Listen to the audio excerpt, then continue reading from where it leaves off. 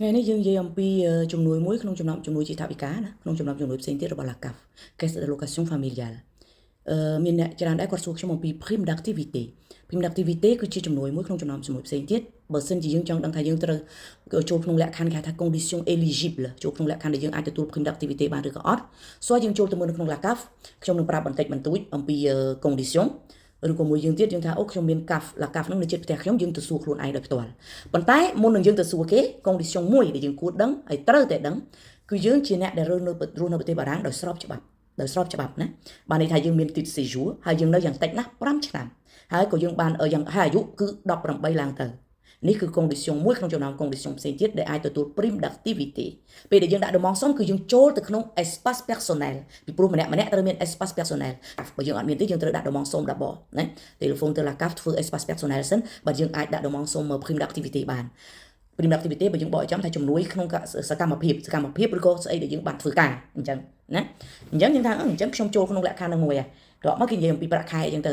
យើងនិយាយថាចូលនិយាយអំពីម៉ុងតង់ដូចខ្ញុំនិយាយអញ្ចឹងគឺគេប្រាប់ទេនិយាយពី condition នឹងឯងជួយយើងនិយាយពីថាចូលដើម្បីខ្ញុំបំពេញលក្ខខណ្ឌបែបបត់ហ្នឹងខ្ញុំត្រូវធ្វើបែបម៉េចយើងចូលទៅក្នុង site internet របស់ LACAF យើងរកគេដាក់ថា simulator ណាយើងរកគេដាក់ថា simulator អញ្ចឹងខ្ញុំបង្ហាញមួយថាពេលដែលខ្ញុំចូលទៅដល់ site internet LACAF រួចហើយពេលដែលយើងវាយ CAF រួចហើយគឺគេចេញបែបនេះ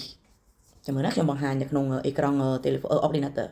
គឺគេចេញបែបនេះណា LACAF នេះ CAF.fr ហើយចេញគេដាក់ à la une en ce moment អីចឹងទៅបានន័យថា à la une បានន័យថានៅទំព័រដំបូងបើយើងបកចំថា actualité បច្ចុប្បន្នភាពក្នុងពេលឥឡូវនេះតើមានព័ត៌មានអីដែលថ្មីចឹងទៅយើងថាអស់ហ្នឹងយើងអត់ intéressé ទេយើងអត់ចាប់អារម្មណ៍ទេយើងចាប់អារម្មណ៍ prime d'activité យើងចុះបន្ទាប់មកក្រោមទៀតនេះឃើញទេ Bonjour comment la CAF peut vous aider សួស្តីជំរាបសួរតើ la CAF អាចជួយអ្នកតាមរបៀបណា vie personnelle វាមានអីខ្លះចឹងមក vie professionnelle វាមាន emploi RSA prime d'activité travail អីចឹងមកយើងចាប់អារម្មណ៍ទៅលើអាណាមួយយើងចុចអាហ្នឹងនេះខ្ញុំចុច prime d'activité តោះមកគេបញ្យល់យើងពួកគីសម្រាប់អ្នកណា quel montant លុយប៉ុន្មាន quel condition អីខ្លះដូចដែលខ្ញុំបាននិយាយបាញ់មិញណាចុះមកក្រោមបន្តិចទៀតអាកន្លែងដដែលនឹងឯងនេះអាមុងពួកគីពួកអីហ្នឹងឯងចុះមកគេមានដាក់កន្លែងមួយថាបើយើងចង់ដឹងច្បាស់យើងចូលទៅញញ៉ៃច្រើនគេដាក់អក្សរ simulator en ligne ចុចពីលើអាហ្នឹងចុចពីលើ simulator en ligne ហ្នឹងទៅអាហ្នឹងហើយយើងបំពេញទៅ simulator en ligne នេះឃើញទេ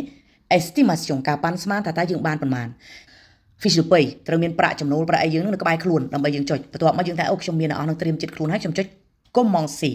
ញ៉េនៅពេលដែលយើងចុច commencer នឹងហើយបន្ទាប់ពីចុច commencer ហ្នឹងទៅយើងបំពេញ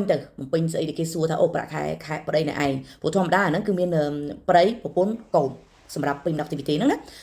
គេហៅថា condition បំពេញ estimation នឹងឯងគឺបំពេញមានប្តីប្រពន្ធកូនអញ្ចឹងយើងបំពេញតាមលំដាប់ដែលគេត្រូវការបន្ទាប់មកយើងចុច validate អញ្ចឹងទៅកន្លែង simulator ហ្នឹងអា estimation ប៉ាន់ស្មានរបស់ហ្នឹងគេប្រាប់យើងថាយើងបានលុយប្រមាណឬក៏អត់គឺអា estimation ហ្នឹងឯងវាប៉ាន់ស្មានបើយើងថាអូ estimation បានហើយអញ្ចឹងខ្ញុំដាក់ demande somme អាហ្នឹងគឺសរុបសេចក្តីទាំងអស់ហ្នឹងមកវិញបើយើងថាអូខ្ញុំអត់ទាន់មានអស់ទេជំហានដំបូងបង្អស់ត្រឡប់មកវិញជំហានដំបូងបង្អស់បើអត់ទាន់មាន espace personnel ទេទាំងដែលយើងដឹងថាយើងរស់នៅបាន5ឆ្នាំហើយយើងកាន់កាត séjour ហើយយើងត្រូវបង្កើត espace personnel ជាមួយនឹង LACAF សិនបន្ទាប់មកបានយើងអាចធ្វើដើរ demande somme អីហ្នឹងបានណា